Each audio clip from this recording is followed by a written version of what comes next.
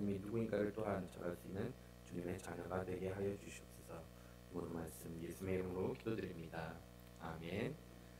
살인자에 대한 규례라는 제목으로 이 시간 말씀을 전하도록 하겠습니다.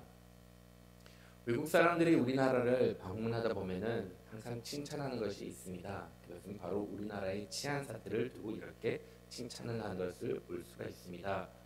우리나라 실질적으로 보면은 전 세계에서 5손가락 안에 꼽을 수 있는 그런 안전한 나라입니다. 전 세계에서 몇 안 되는 안전을 이렇게 보장을 하고 있죠.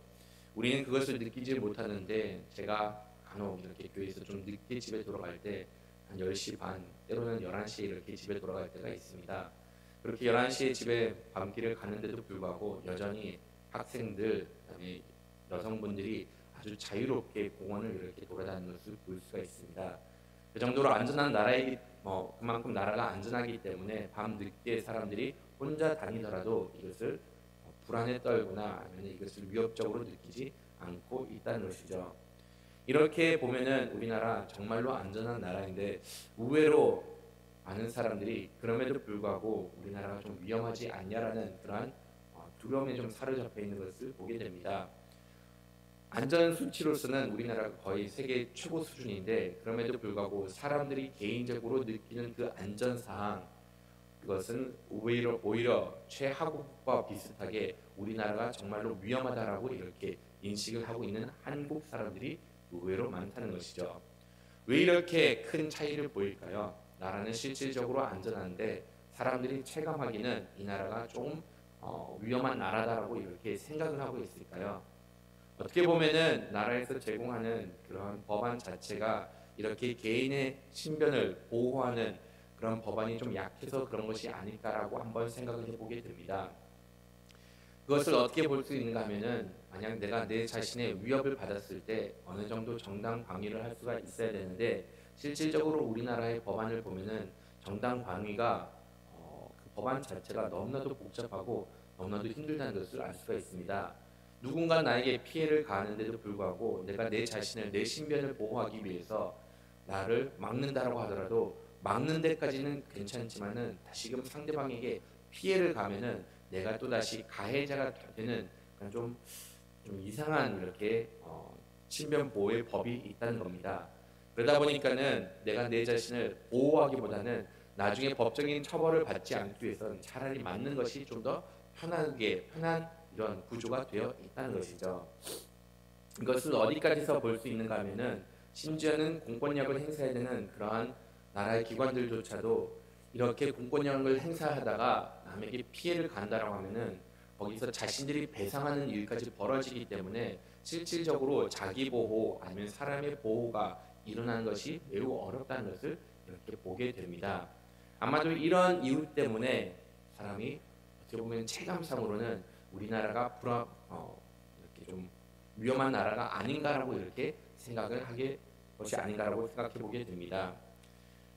자기가 보호받는 나라, 어떻게 보면 그런 나라가 그래도 그렇게 안정감을 주는 나라라고 말할 수가 있고 그런 나라에서 사람들이 평안하게 이렇게 생활을 할 수가 있지 않을까 생각을 하게 됩니다. 하나님께서는 이것을 하나님의 나라에 사는 백성들에게 보장을 해주십니다. 누군가는 만약 피해를 입었다라고 하면은 그 피해받은 사람 보상받을 수 있도록 만들어 주시고 설령 내가 의도치 않게 누군가의 피해를 준다고 하더라도 이런 하나님께서는 중심을 보시면서 내가 악의가 없이 어쩔 수 없이 이렇게 누군가로부터 누군가에게 피해를 주면 그런 사람조차도 보호를 받을 수가 있음을 이렇게 가르쳐주고 있습니다. 하나님께서는 한 사람 한 사람의 생명을 소중하게 보고 계시기 때문에 그 어떤 사람도 이렇게 불이익을 당한 것을 원치 않고 있는 것을 말씀 가운데 볼 수가 있습니다. 하나님께서는 한 사람 한 사람을 보호하기 위해서 도피성이라는 이러한 제도를 만들어 주셨습니다. 이 도피성은 자기가 혹시라도 신변의 보호를 받아야 되는 사람들이 들어갈 수가 있고 무지한 사람들이 들어갔을 때 그 어떠한 보복도 할 수가 없는 그러한 안식처로 하나님께서 이렇게 정해 놓으셨던 것이었죠. 하나님께서는 특별히 오늘 말씀에는 만약 누가 고의치 않게 다른 사람에게 생명의 피해를 가하고 다른 사람의 목숨을 뺏어가는 그런 일이 발생하게 되면은 이 사람은 도피성에 피해 가지고 피해 보복자로부터 죽임을 당하지 않도록 이렇게 신경 쓰라라고 말씀을 해주셨습니다. 말씀을 보시면은 이 피해 보복자라고 이렇게 말씀에 기록이 되어 있는데, 여러분들께 어제 말씀드렸던 것처럼 만약 누군가가 이렇게 친척이 죽게 되면은 그 사람에 대해서 언제든지 이렇게 보복을 할 수 있는 그러한 문화, 그런 풍습이 있었던 겁니다. 또한 그런 책임이 있었기 때문에 이 피해 보복자는 자기 친척이 죽든지 아니면 가족이 죽든지 이렇게 하면은 보복을 할 수 있었던 권리가 있었던 겁니다. 근데 하나님께서는 이런 사람들, 누군가는 실수를 주겠다라고 하면은 이런 사람들이 와서 또다시 보복을 하는데, 이런 것들을 방지하기 위해서 이렇게 도피성에 피할 수가 있다라고 이렇게 말씀을 하신 겁니다. 특별히 말씀을 보시면은 이 회중들이 재판을 해가지고 만약 이 사람이 정말로 무죄한 상태에서 아무런 악의적인 의도 없이 사람의 목숨을 뺏었다고 하면은 이 회중들이 피해 보복자로부터 살인을 당하지 않도록 이 가해자를 다시 도피성으로 피난시켜라라고 이렇게 말을 한 겁니다.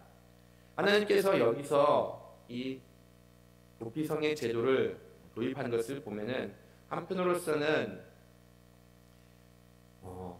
의도치 않게 가해자가 된 사람들을 보호하기 위해서 이런 도피성의 제도를 만들었다라고 볼 수가 있습니다.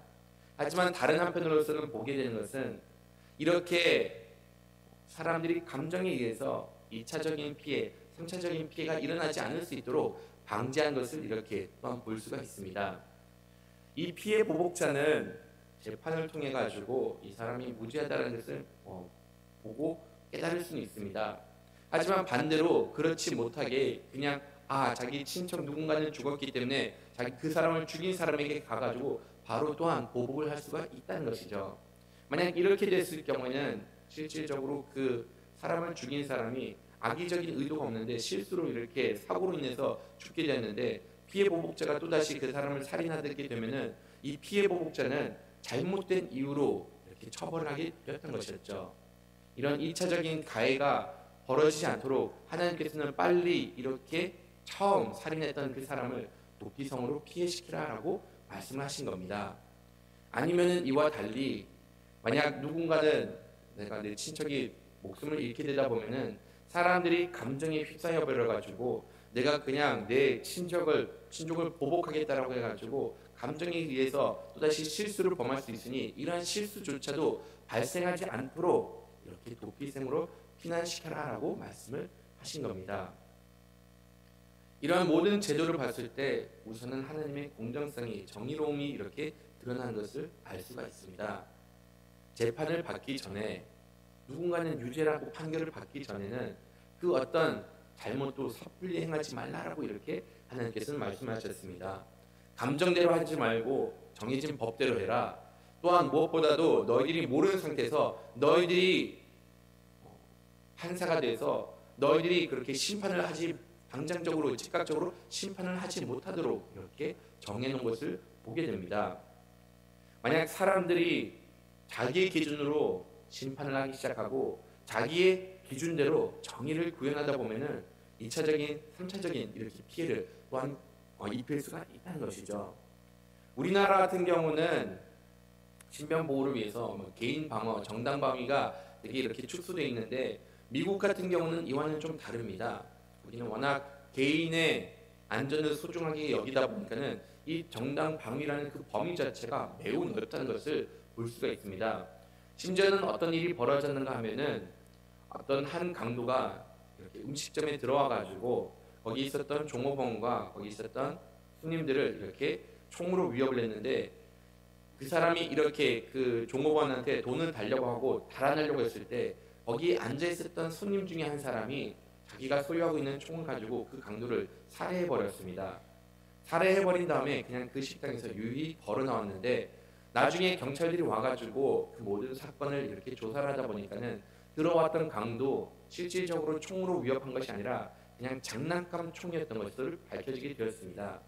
그런데도 불구하고 그 강도를 살해했던 그 손님 같은 경우는 이것은 자기 정당 방위로서 인정이 되었기 때문에 그 이 사람은 무죄로 이렇게 판결을 받게 되었던 것이었죠. 어떻게 보면은 섣불리 이렇게 자기가 정의를 구현한다라고 해서 자기가 이렇게 심판자로 나서다 보니까는 이러한 실수를 범하게 되었던 것이었죠. 아니면 그것 이외에 사람들이 만약 내 사랑하는 사람을 잃어버리게 되다 보면은 그냥 이성을 잃어버리고 자기 감정대로 행하다 보니까는 너무나도 빠른 보복을 할 수가 있기 때문에 하나님께서는 이런 모든 것들을 다 이런 모든 사고가 발생하지 않도록 사전에 혹시라도 이렇게 너희들이 이런 일이 발생하게 되면은 회중들은 그를 이렇게 도피성으로 이렇게 숨겨놓고 더 이상 피해를 보지 않도록 이렇게 지켜주라라고 말씀을 하신 겁니다. 말씀을 보시면은 회중에게 주어진 책임이 무엇인가를 또한 가르쳐주고 있어요.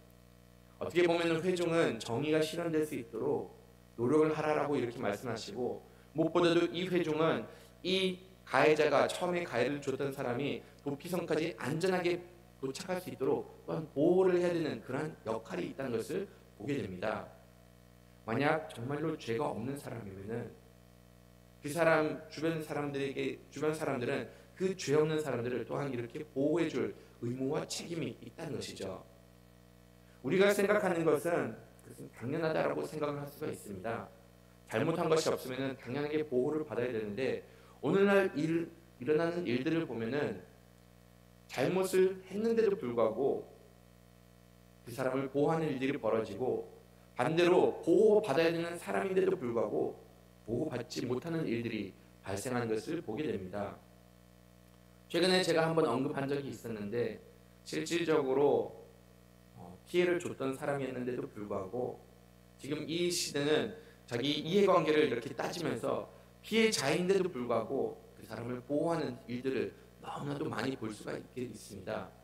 심지어는 이 사람이 피해자였는데도 불구하고 그 사람을 우상화시켜가지고 다큐멘터리도 만들고, 이 사람 실질적으로 무죄하다, 이 사람 실질적으로 영웅이다라고 이렇게 미화시키는 일들을 볼 수가 있습니다. 진정한 정의가 실현된다는 것은 가해자는 가해자답게 이렇게 처벌을 해야 되는 것이고, 또한 피해자가 될 경우는 피해자는 보호해야 되는 것이고, 무죄한 사람이 있다라고 하면은 내 이해관계를 떠나가지고 이 사람을 보호하는 것이 정의를 실현하는 것이고, 하나님을 따르는 백성들이 이루어야 되는 그러한 하나님의 뜻임을 이렇게 가르쳐주고 있습니다. 하나님께서는 그렇다고 해가지고 사람의 목숨을 빼앗아간 사람 그냥 괜찮다라고 도닥이는 것은 아닙니다. 사람의 목숨을 빼앗아 간다는 것은 이것은 얼만큼 큰 잘못인 것을 하나님께서는 말씀을 통해서도 또한 거듭 보여주고 있습니다.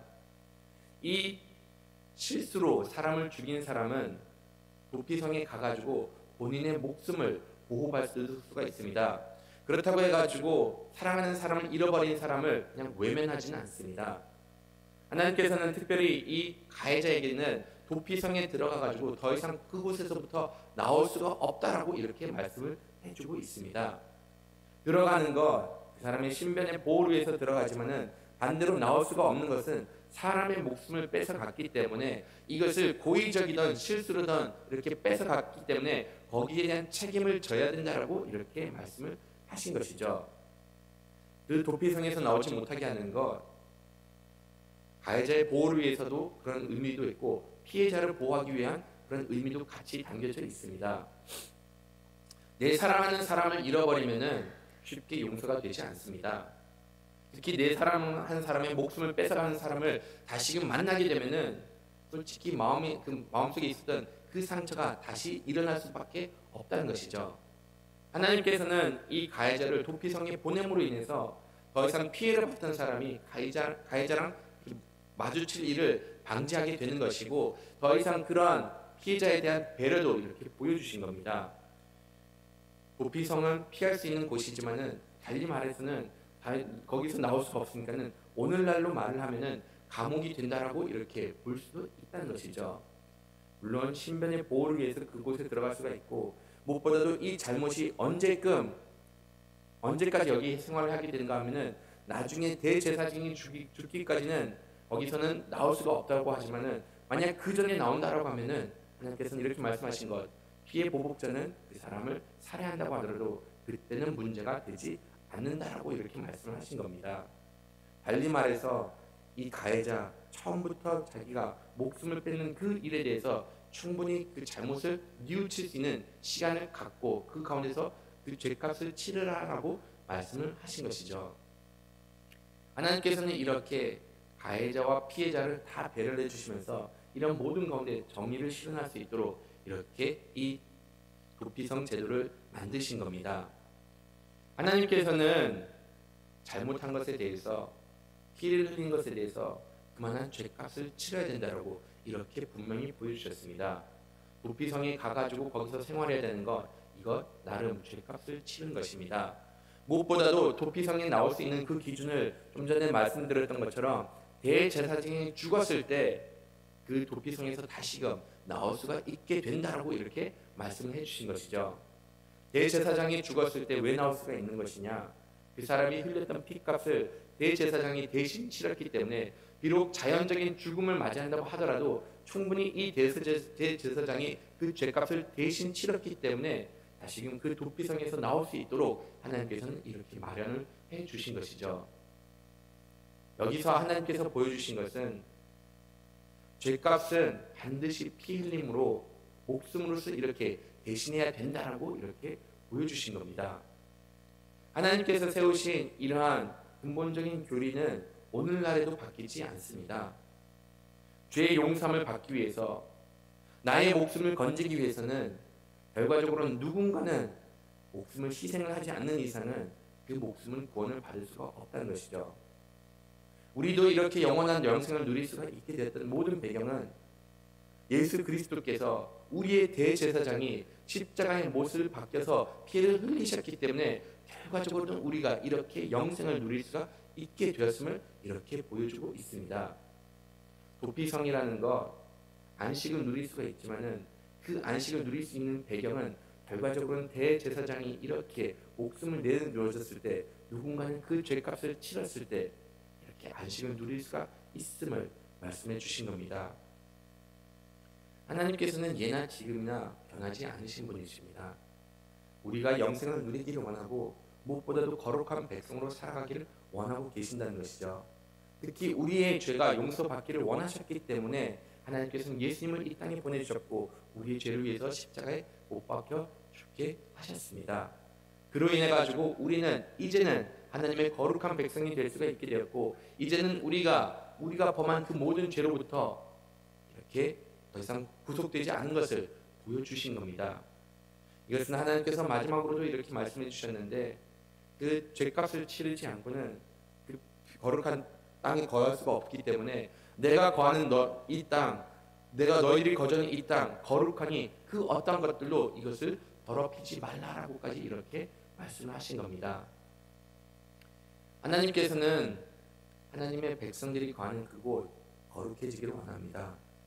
한 사람 한 사람을 소중하다고 말씀하셨고, 그 범한 죄 절대로 가볍지 않으니까는 그 모든 죄값을 치르게 만들고, 그로 인해서 더 이상 죄가 발전해 나가는 것도 원치 않고 항상 거룩함을 유지하기를 원하고 계심을 이렇게 말씀을 해주고 계십니다.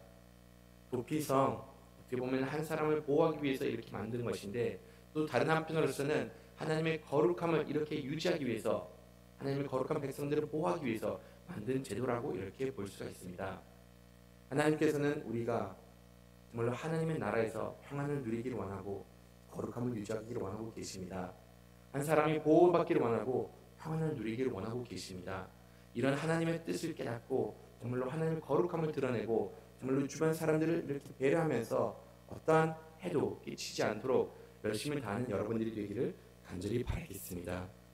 매일 성경 위에서 두 번째 단락을 읽고 마치도록 하겠습니다. 하나님은 어떤 분입니까? 약속의 땅에서는 사람의 생명을 빼앗는 피 흘림이 있어야 한다고 분명히 말씀하십니다. 살인은 생명의 주인이신 하나님의 권한을 침범하고 하나님이 거하시는 땅을 더럽히는 죄이기 때문입니다. 세상에는 직접 살인뿐만 아니라 돈 때문에 사람을 죽임으로 내모는 간접 살인, 또 다른 사람의 의견을 짓밟는 인격 살인까지 벌어지고 있습니다. 이런 살인 때문에 온 땅이 신음하고 우리는 먼저 공동체 안에서 생명과 인격을 존중하는 문화를 만들어야 하고 더 나아가 사회에서 생명을 경시하는 풍조로 내몰며 하나님이 거듭난 세상으로 바꿔가야 합니다. 아멘. 주기도문으로 예배를 마치도록 하겠습니다. 하늘에 계신 우리 아버지